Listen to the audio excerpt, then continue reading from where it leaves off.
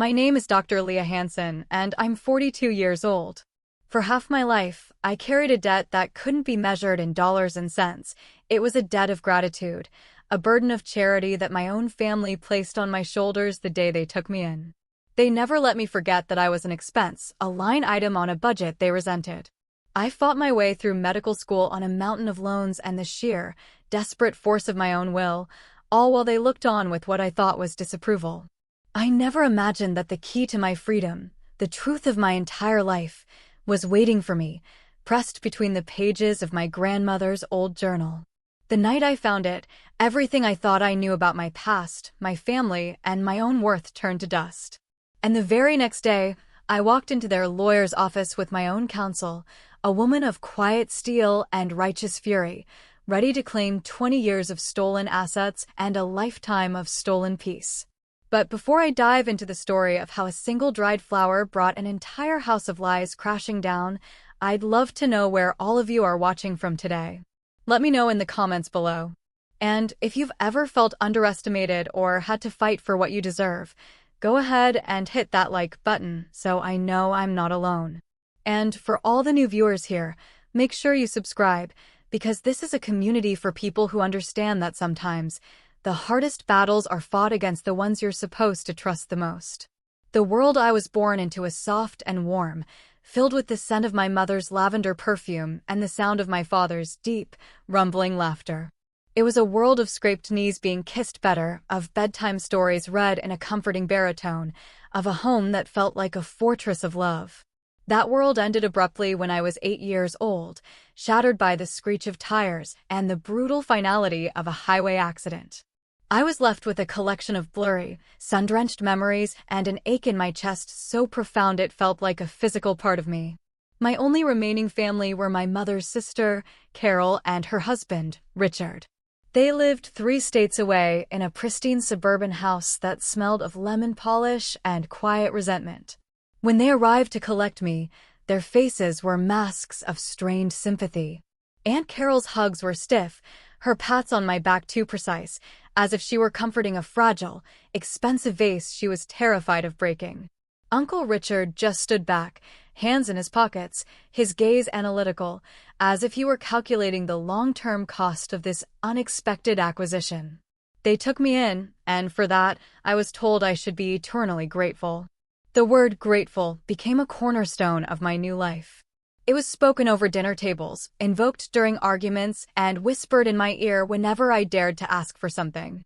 "Leah, you must be grateful we could make room for you," Aunt Carol would say, her voice syrupy sweet, but her eyes holding a glint of steel.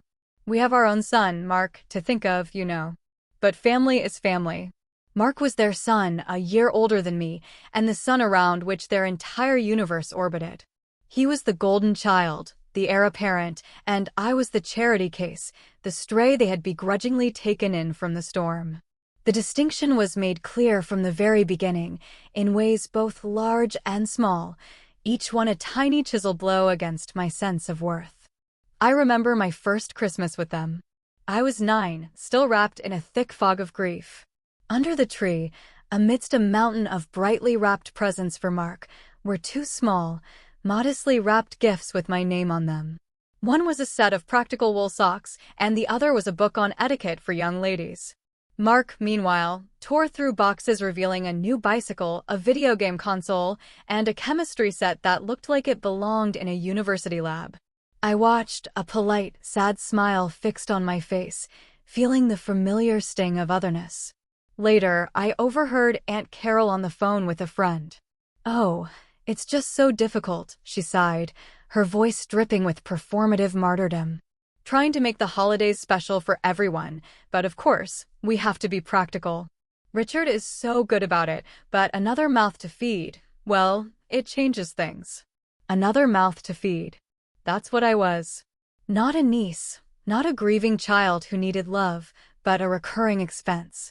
The phrase echoed in my head for days, branding itself onto my young heart. The financial lectures started early and never stopped. They were an art form for my uncle. If I outgrew my shoes, it prompted a sigh and a monologue from Richard about the rising cost of leather. If I needed a new textbook for school, He would sit me down at the dining room table, his face a grim mask of fiscal responsibility. "Leah, do you see this?" he'd say, gesturing to a stack of bills. "This is what it costs to run a household. Every single thing has a price. Every light switch you flip, every long shower you take. We're happy to provide for you, of course. But you need to understand the value of $1. You need to understand the sacrifice we are making." He never raised his voice. It was his calm, condescending tone that was so devastating. It made me feel small and endlessly, shamefully expensive. I started taking short, cold showers. I did my homework by the fading light from the window to avoid turning on my lamp. I tried to shrink myself, to consume less, to be less of a burden. The contrast with their treatment of Mark was a constant, glaring wound. Mark's requests were never met with lectures. His desires were needs, while my needs were indulgent luxuries. When he wanted to join the traveling baseball team, they paid the exorbitant fees without a blink, buying him the best equipment and driving him across the state for games. When I, a year later, timidly asked if I could join the school's art club, which had a modest $20 fee for supplies, Aunt Carol's brow furrowed with concern. "Oh, Leah, honey. Are you sure? That's a lot of money for something you might lose interest in. And your uncle is so worried about the budget this month." I retreated, the familiar shame washing over me. I told her it was a silly idea and dropped it.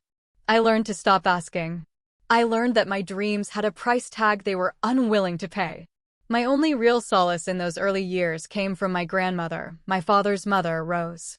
She lived in a small, cozy cottage filled with books and the smell of baking bread, a 3-hour drive away. They would deposit me there for 2 weeks every summer, a period they thinly disguised as a treat for me, but which I knew was a reprieve for them. Those 2 weeks were the only time I felt like a normal child. Grandma Rose never spoke of gratitude or sacrifice. She spoke of love. She saw me. She listened to my quiet stories, looked at my secret drawings, and told me I was brilliant. "Don't you ever let anyone make you feel small, Leah Bird," she'd say, her hand, wrinkled and warm, covering mine. "You have a fire in you. Don't let them pour water on it." She was the keeper of my spirit, the one person who remembered the girl I was before my world broke. When I was 13, I broke a small porcelain music box that had belonged to my mother. It was one of the few things I had left of hers. It slipped from my hands and shattered on the hardwood floor of my bedroom. My first thought wasn't of the loss, but of the cost. I tried to hide the pieces, but of course, Aunt Carol found them. There was no comfort, no hug for the crying girl who had just lost another piece of her mother. Instead, there was an exasperated sigh.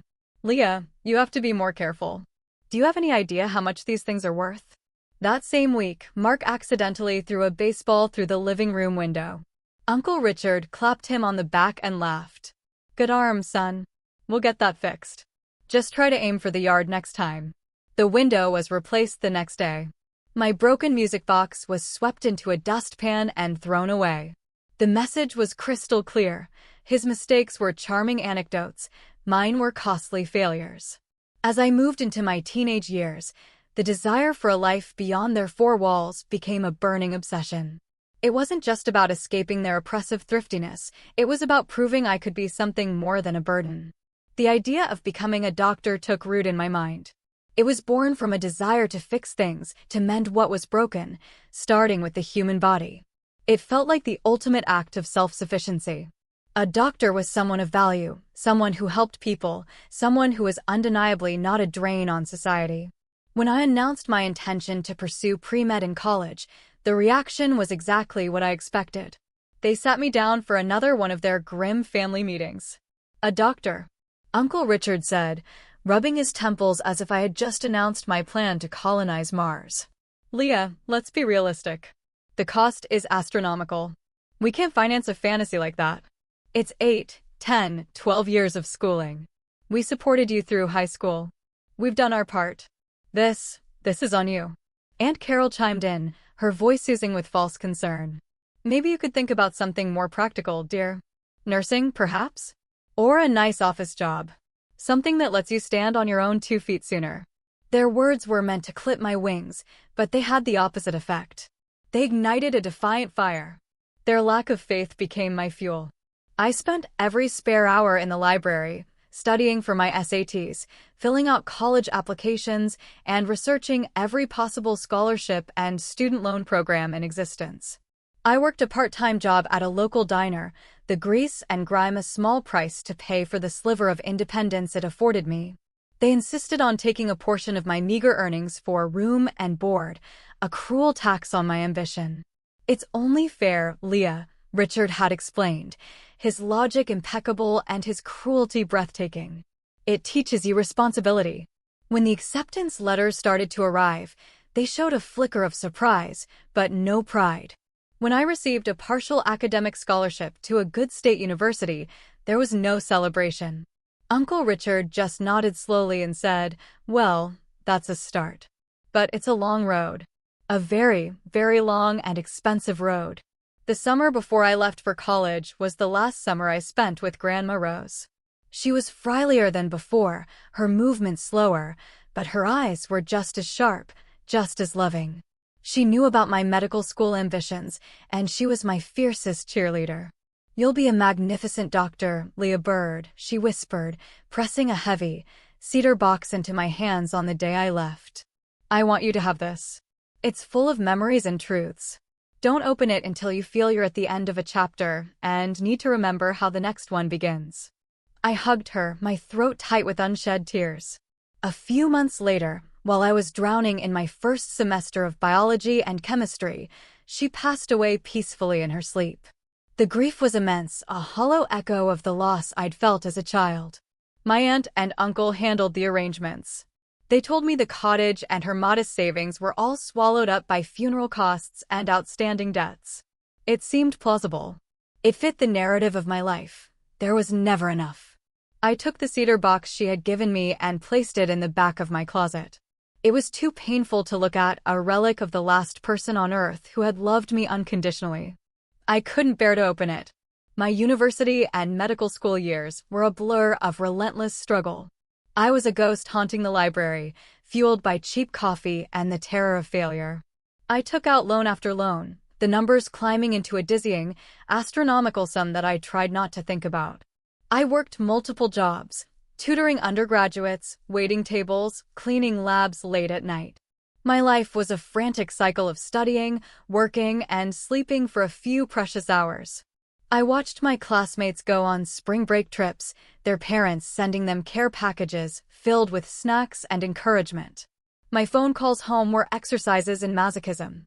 Aunt Carol would detail their latest vacation or home renovation before sighing dramatically and saying, "I do hope you're being careful with your money, Leah. Debt is such a terrible thing to live with." The irony was so thick I could have choked on it. During my second year of med school, I met Sarah. She was my lab partner, a whirlwind of chaotic energy and fierce loyalty. She was the first person to really see the cracks in my carefully constructed facade. She'd watch me meticulously calculate whether I could afford a coffee or if I should just stick to the free hot water in the student lounge. One day, she cornered me. "Leah, what is the deal with your family?" she asked, her expression a mix of confusion and concern. "You work harder than anyone I know, you're at the top of our class, and you live like a pauper. Don't they ever help you out?" I gave her my standard, rehearsed speech. "They took me in when I had nowhere else to go. They've done so much for me. I can't ask for more." Sarah just shook her head, not buying it for a second. "That's not a blank check for them to treat you like dirt for the rest of your life, you know. Real support doesn't come with a guilt trip attached." Her words were a small stone tossed into the stagnant pond of my acceptance.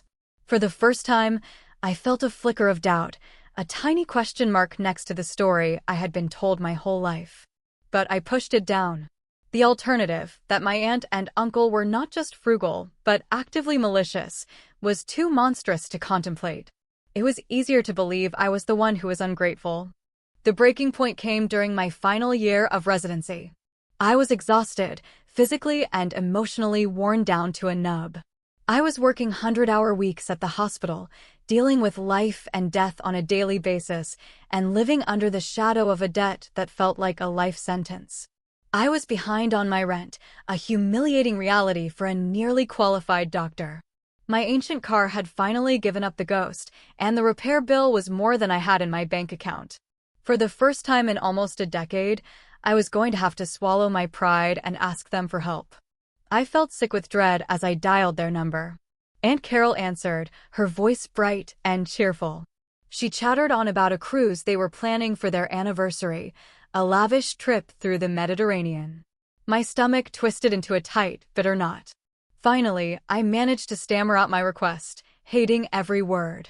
I asked for a loan of $500, promising to pay it back with my very first paycheck as a fully licensed physician.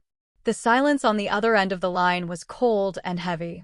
Then I heard Uncle Richard's voice, a grim undertone to Carol's feigned sweetness. "Put me on, Carol." There was a rustle, and then his voice, devoid of any warmth, filled my ear.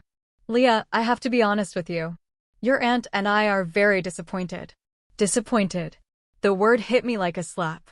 "When does this end?" he continued, his tone that of a weary but patient teacher explaining a simple concept to a hopelessly dense student. "We raised you. We put a roof over your head, food on your table. We gave you a foundation. And yet, here you are, nearly 30 years old, still coming to us for handouts. We have our own lives to lead, our own future to secure. Mark and his wife are thinking about buying a new house. They need our help. Our resources are not infinite." I tried to explain, my voice trembling with a mixture of shame and rising anger. "It's just a loan, Uncle Richard. I'm working so hard." He cut me off. "Your hard work is for you, Leah. Your career choice was your own. A very expensive one, I might add. You have a champagne taste, but you seem to forget you come from a beer bottle background. Perhaps if you had chosen a more realistic path, you wouldn't be in this position." The cruelty of it, the sheer, breathtaking injustice, stole the air from my lungs. Aunt Carol got back on the phone, her voice syrupy with false sympathy. "We just want what's best for you, honey. We just want you to learn to be independent. We love you." They didn't love me. Love wasn't a weapon. Love wasn't a ledger of debts and obligations. I hung up the phone without another word, a terrible, silent scream trapped in my chest. I slid down the wall of my cramped apartment, the phone slipping from my numb fingers, and I wept. I cried for the little girl who lost her parents, for the teenager who was made to feel like a beggar, and for the woman who had worked herself to the bone only to be told she was a disappointment. It was a weeping born of absolute despair. I had hit rock bottom. Sarah found me like that an hour later, curled up on the floor, my body shaking with silent, racking sobs. She didn't say, "I told you so." She just sat down on the floor next to me, wrapped a blanket around my shoulders, and held my hand until the shaking stopped. She made me a cup of tea and transferred the $500 for my car repair into my bank account without me even asking. "Pay me back whenever," she said gently. "Or don't. What matters is that you're okay." Then she looked at me, her eyes serious. "Leah, this is not about the money. This is about what they are doing to you. They're emotional vampires, and they have been draining your entire life. Normal, loving people do not do this." Her words, combined with their casual cruelty, finally broke through the wall of denial I had so carefully constructed. Something was wrong. Terribly, fundamentally wrong. That night, I couldn't sleep. The conversation with my aunt and uncle played on a loop in my head, each word a fresh cut. I felt a desperate need for a connection to something real, something untainted by their narrative of my life. My mind drifted to the cedar box from my grandmother, still sitting in the back of my closet, a silent sentinel from a better time.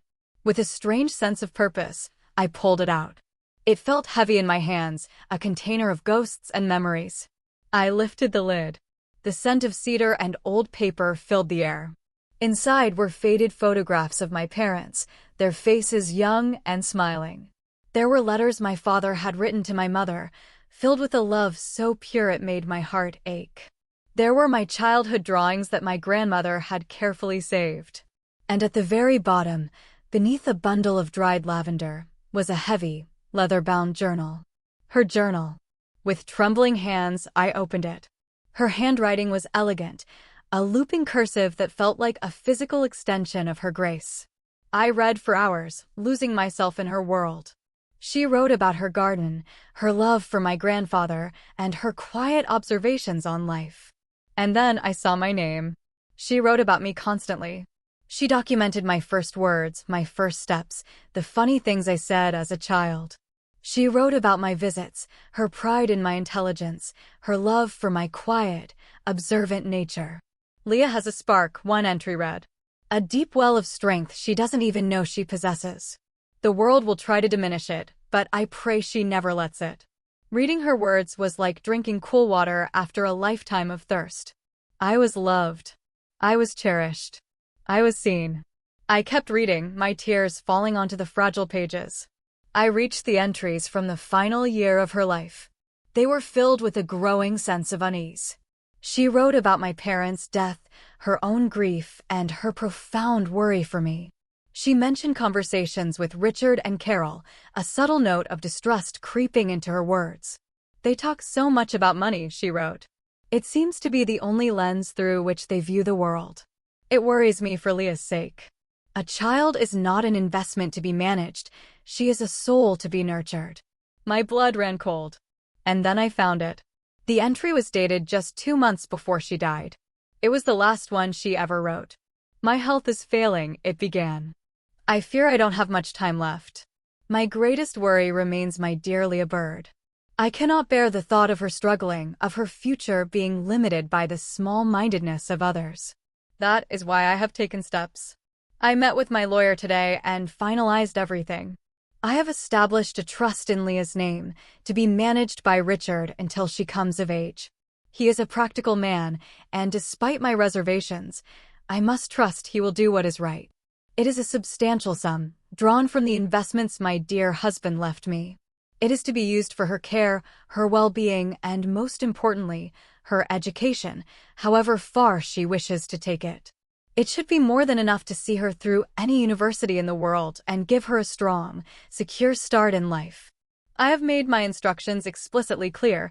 This is Leah's legacy, and it is to be used generously for her benefit and no one else's. My breath caught in my throat. My hands were shaking so hard I could barely hold the journal. A trust. A substantial sum. For my education. For my well-being. Tucked inside that very page, preserved as if it had been placed there yesterday, was a single, pressed forget-me-not. It was our flower. We used to pick them in the meadow behind her cottage. The symbolism was a gut punch. She was telling me, across the years, not to forget. Don't forget me. Don't forget this truth. In that moment, 20 years of my life snapped into horrifying focus. It wasn't a story of sacrifice and charity. It was a story of a long, cold, calculated theft. Every lecture about money, every denied request, every guilt trip, every single time they made me feel like a worthless burden, it was all a lie. A monstrous, greedy lie designed to keep me ignorant and compliant while they lived off my inheritance. The despair that had crushed me just hours before evaporated, replaced by something new. A cold, quiet, and absolutely ferocious rage. The fire my grandmother wrote about, the one I thought had been extinguished by years of their icy disapproval, roared to life. They had not just stolen my money, they had stolen my childhood, my peace of mind, and my very sense of self. And I was going to take it all back. Sleep was an impossibility. The words from my grandmother's journal were seared into my brain, a righteous fire that burned away every last vestige of self-doubt. I spent the rest of the night in a state of chilling clarity, a surgeon preparing for the most important operation of my life. I carefully photographed every page of the journal, especially the final, damning entry, uploading the images to a secure cloud server. The physical book, a sacred relic of my grandmother's love and their betrayal, I wrapped in silk and placed back in the cedar box. This was my evidence, my truth, and I would protect it with my life. At the first light of dawn, I didn't call my friend Sarah. I didn't call anyone who knew me as the meek, accommodating Leah. I went online and searched for the most ruthless, most respected estate litigation lawyer in the city. The name that came up repeatedly was a Mr. Alistair Davies. His reviews described him as a shark in a bespoke suit and a master of forensic accounting. He was perfect. I called his office the second they opened at 9:30 The receptionist was brisk and dismissive, telling me Mr. Davies's schedule was booked for months. I didn't plead. I didn't waver. I used the tone I had learned in the emergency room, the one that conveyed absolute authority and urgency. Please inform Mr. Davies that I have irrefutable, first-hand evidence of 2 decades of fiduciary malfeasance and embezzlement regarding a trust. If he is not interested, I will simply call the second-best litigator on my list. He has 1 hour to return my call. I hung up. It was a gamble, but the fury coursing through my veins had forged a new kind of confidence. 37 minutes later, my phone rang. It was Alistair Davies himself. His voice was a low, skeptical rumble. "You have my attention, Dr. Hansen. Tell me what you have." I laid out the story in a calm, clinical, and concise manner, from my parents' death to the discovery of the journal. I emailed him the photograph of the final entry. There was a long silence on the other end of the line. I could almost hear the gears turning in his sharp, legal mind. "Dr. Hansen," he said finally, his tone now stripped of all skepticism and replaced with a chilling professional interest, "can you be at my office at 2 o'clock this afternoon?" Alistair Davies's office was on the top floor of a downtown skyscraper, a world of glass and steel that overlooked the entire city. He was an older man, impeccably dressed, with eyes that seemed to see right through you. He listened to my full story without interruption, his face an unreadable mask. I handed him the journal. He handled it with a reverence that surprised me, putting on a pair of white gloves before he examined the page with the pressed flower. He then spent 30 minutes on his computer, his fingers flying across the keyboard. Finally, he leaned back in his leather chair and looked at me. "The Rose Hansen Educational Trust," he said, the words hanging in the air like a death sentence for my uncle. "It was established 22 years ago. It has never been audited. According to the initial filings, the principal was significant." He named a figure that made me gasp. It was a life-changing amount of money even before 2 decades of growth. "Richard Hansen is listed as the sole executor. As you were a minor, he had complete control. He was legally obligated to act in your best interest, to provide for your education and well-being.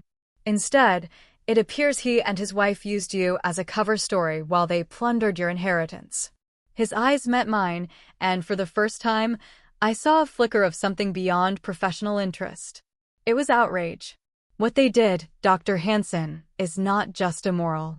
It is a profound criminal breach. We will not just get your money back. We will get it back with interest, with damages, and with a level of punitive consequence that will ensure they remember your name for the rest of their miserable lives. The plan he devised was simple and brutal.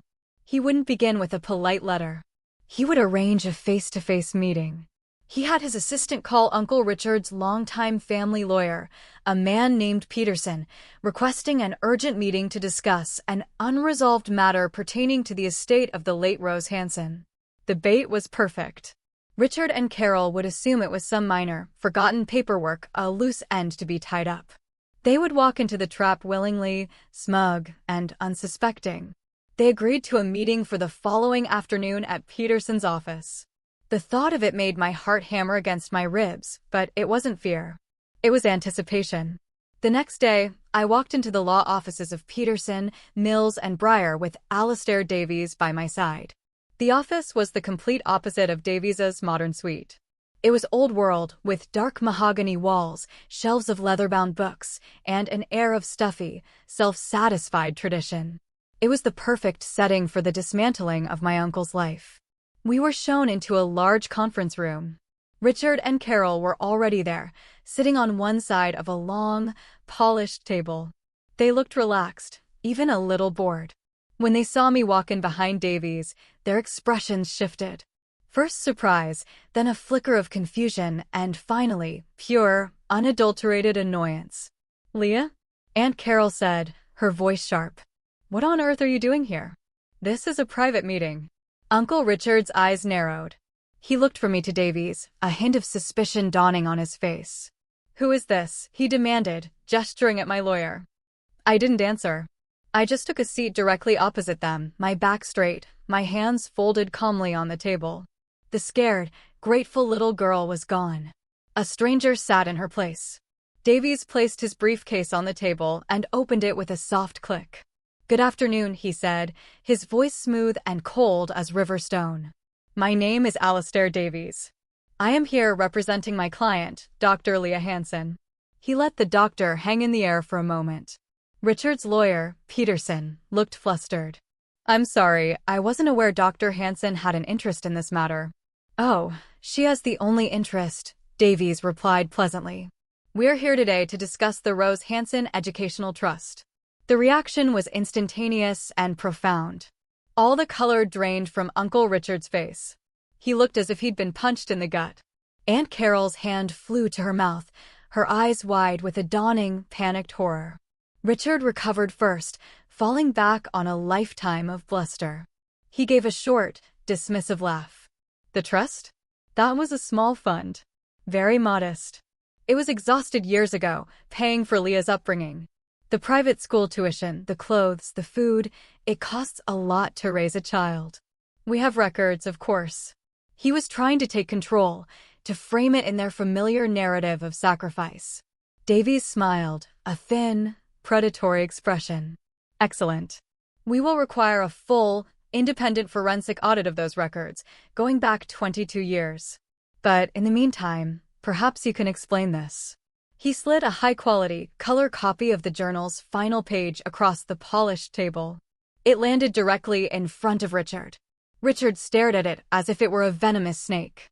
He saw his mother's handwriting, he saw the words "substantial sum," and he saw the phrase "explicitly clear instructions." His bluff crumbled into dust. Peterson, his own lawyer, picked up the paper, his eyes scanning it quickly. His professional calm evaporated, replaced by a look of alarm. He looked at Richard, his expression hardening. "Richard, what is this?" Carol finally found her voice, but it was a desperate, pleading squeak. She turned to me, her eyes filling with crocodile tears. "Leah, honey, this is a misunderstanding. You don't understand the complexities, the expenses. We did our best for you. We loved you like our own." That was when I spoke. My voice was quiet, but it cut through her performance like a scalpel. "Did you love me when you told me I was a disappointment for wanting to be a doctor? Did you love me when you lectured me for hours over the cost of a pair of shoes? Did you love me, Aunt Carol, when you made me feel so worthless that I was afraid to ask for a $20 art club fee?" I leaned forward slightly, my eyes locked on my uncle's. "Did your best include telling me I had champagne taste when I called you, desperate, asking for a $500 loan? You were on your way to book a Mediterranean cruise, I believe." The mention of the cruise, so recent, so specific, landed like a physical blow. Carol flinched. Richard stared at me, his mouth opening and closing silently, like a fish out of water. Davies took over, his voice a merciless hammer of legal facts. "My client's student loan debt, which she incurred to get the education her grandmother's trust was explicitly intended to fund, currently stands at over $250,000. The original principal of the trust, conservatively invested, would be worth well over $2 million today. That is what you stole from her. Not just the money. You stole her peace of mind. You stole her youth. You subjected her to decades of emotional abuse and financial hardship, all built on a foundation of greed." He paused, letting the weight of his words settle in the suffocatingly quiet room. "So, here are your options. Option 1. We file a civil suit for breach of fiduciary duty, fraud, and embezzlement, and we submit this journal, along with our findings, to the district attorney's office for criminal prosecution. You will be ruined, publicly and privately. You will likely go to prison." He let that sink in. Richard looked like he was going to be sick. "Option 2, Davies continued, you agree, right now, to a full and complete settlement. This will include the full estimated current value of the trust, full repayment of Dr. Hansen's student loans, significant punitive damages for emotional distress, and, of course, all of our legal fees. You will liquidate whatever assets are necessary to make that payment. You will do it quickly, and you will do it quietly. You have 1 hour to decide. I suggest you have a very frank conversation with your lawyer." Davies leaned back, his work done. The power in the room had shifted so completely, so seismically, that the air itself felt different. I just sat there, in the wreckage of their lies, feeling the first, sweet taste of justice. The hour that Alastair Davies gave them was not a negotiation tactic, it was a mercy. We retired to a smaller adjoining office while their world imploded. I could hear their muffled voices through the wall, first Richard's, low and furious, then Carol's, rising in a hysterical wail. Peterson's voice was a stern, panicked baritone, trying to contain the damage.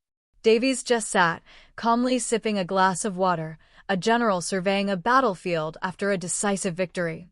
Exactly 45 minutes later, a pale and shaken Peterson knocked on the door. "They will settle," he said, his voice a defeated monotone. "We will need to see the terms, but they agree in principle to everything." He wouldn't meet my eye. He knew. He knew he was representing thieves, and the shame radiated from him. I felt nothing for him. I felt nothing for them but a vast, cold emptiness where my love and misplaced gratitude used to be. The aftermath was not a single, dramatic event, but a slow, painful dismantling of their lives, which I observed from a clinical distance. The first wave of communication came from them directly. Uncle Richard called me that evening, his voice a snarl of impotent rage. "You ungrateful little viper," he hissed into the phone. "After everything we did for you, you do this? You ruin us."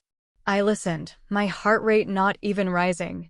"Uncle Richard," I said, my voice calm and even, "all communication is to go through our respective lawyers.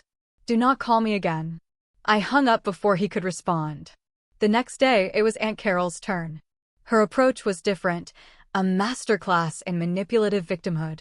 She was sobbing, her words punctuated by choked gasps. "Leah, how could you? We're your family. Don't you remember all the good times? We're going to lose the house you grew up in." I felt a flicker of the old guilt, a phantom pain from a limb long since amputated. But then I remembered the cold showers, the etiquette book for Christmas, the casual cruelty of their words.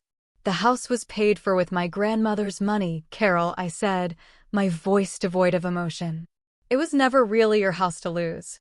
Goodbye." I hung up and blocked both their numbers. I had set my first real boundary, and it felt like breathing clean air after a lifetime in a smoke-filled room. The settlement process was a brutal education in their finances. Davies's forensic accountants dug into 2 decades of their lives and found a pattern of lavish spending that directly correlated with the trust.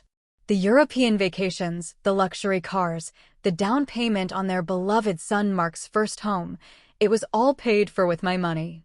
They had to sell their vacation home in the mountains first. Then went the stock portfolio Richard was so proud of. Finally, they had to take out a massive second mortgage on their primary residence, the very house where they had lectured me on the value of $1. The irony was so profound it was almost poetic. About a week into this process, I got a call from a number I didn't recognize. It was my cousin Mark. His voice was hesitant, confused. "Leah? It's Mark. Mom and Dad they're a mess. They're saying you're suing them, that you're trying to take all their money. I don't understand. What's going on?" For a moment, I considered giving him a curt, lawyer-approved response. But this was Mark. The golden child, yes, but he had never been actively cruel to me. He was just oblivious, floating through life on the cloud of his parents' favor. He deserved the truth. So I told him. I told him everything, starting with Grandma Rose's journal. I explained the trust, the lies, the 20 years of gaslighting. I told him about the phone call where his father had called me a disappointment while planning to use my inheritance to help him buy a house. I laid the facts out plainly, without anger or embellishment. There was a long, heavy silence on the other end of the line. I could hear his faint, ragged breathing. He had been the sun in their universe, but he had never realized that the light he enjoyed was casting a long, dark shadow over me. "The down payment," he finally whispered, his voice thick with a dawning horror. "For my house, they told me it was from a smart investment my dad made years ago." "The investment was my grandmother," I replied softly. "And the beneficiary was supposed to be me." I don't know what I expected from him, denial, anger, an attempt to defend them. Instead, all he said was, "Oh God, Leah.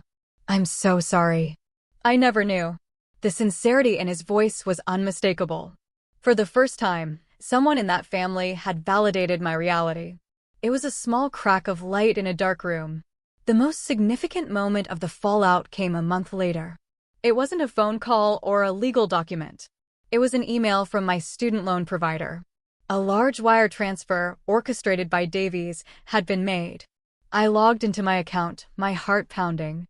For a decade, I had looked at that number, a six-figure sum that represented a mountain of struggle and sacrifice. I had dreamed of the day it would be gone, imagining a feeling of pure elation. But as I watched the balance update, dropping from $250,000 to a single, beautiful, perfect zero, the feeling was not elation. It was a profound, soul-deep quiet. It was the silence of a great weight being lifted from my shoulders, a weight I had carried for so long I had forgotten what it felt like to stand up straight. I sat there in front of my computer and I cried. Not tears of sadness or anger, but tears of pure, unadulterated release. I was finally, truly free. The money that remained after the loans were paid and Davies's fees were settled was still a staggering sum. It was a fortune I had never expected, a future I had never allowed myself to dream of. I could have retired. I could have bought a mansion and traveled the world. I could have lived the life of luxury my aunt and uncle had stolen for themselves. But that wasn't what I wanted. That wasn't what the money was for. It was my grandmother's legacy, and it was meant to be used for something good. I spent the next year meticulously planning. I didn't want to just be a doctor. I wanted to be the kind of doctor my financial struggles had almost prevented me from becoming. I wanted to serve a community that needed it most, without the crushing pressure of a massive clinic overhead or insurance company bureaucracy. I used the funds to purchase a small, unassuming building in an underserved part of the city. I renovated it from the ground up, creating a bright, welcoming, and state-of-the-art community clinic. I hired a small, dedicated staff and established a policy that we would never turn anyone away for inability to pay. I called it the Rose Clinic, in honor of the woman whose love had finally reached me across the years. 1 year after the settlement, as I was finishing up with my last patient of the day, my receptionist buzzed me. "Dr. Hansen, there's a woman here to see you. She doesn't have an appointment." A Carol Hansen. My heart didn't leap. It didn't sink. It just gave a small, tired beat. I had known this day would come. "Send her back," I said. She appeared in the doorway of my office a moment later. She looked diminished. The expensive clothes hung on a frame that had lost its arrogant posture. Her face was lined with a stress that no cosmetic cream could hide. She clutched her handbag like a shield. "Leah," she said, her voice a reedy whisper. "Your clinic, it's beautiful." I didn't reply. I just gestured to the chair opposite my desk. She sat down gingerly, on the edge of the seat. "We miss you," she began, launching into what was clearly a rehearsed speech. "The family isn't the same. The holidays are so quiet. Richard is. He's not well. The stress of all this." She was still trying to manipulate me, still trying to cast herself as the victim. The old Leah would have felt a pang of guilt. But I was not the old Leah.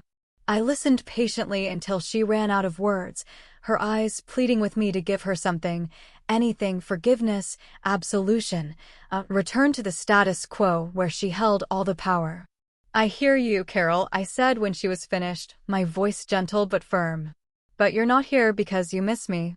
You're here because you miss the life you had, and you think I'm the key to getting some part of it back." The truth of the statement hit her hard. Her facade crumbled. "I'm sorry," she whispered, and this time, it sounded real. Tears welled in her eyes. "I am so sorry, Leah.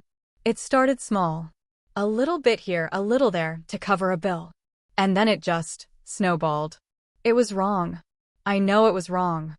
I looked at her, this woman who had caused me so much pain, and I felt a flicker of something that resembled pity. But pity wasn't forgiveness.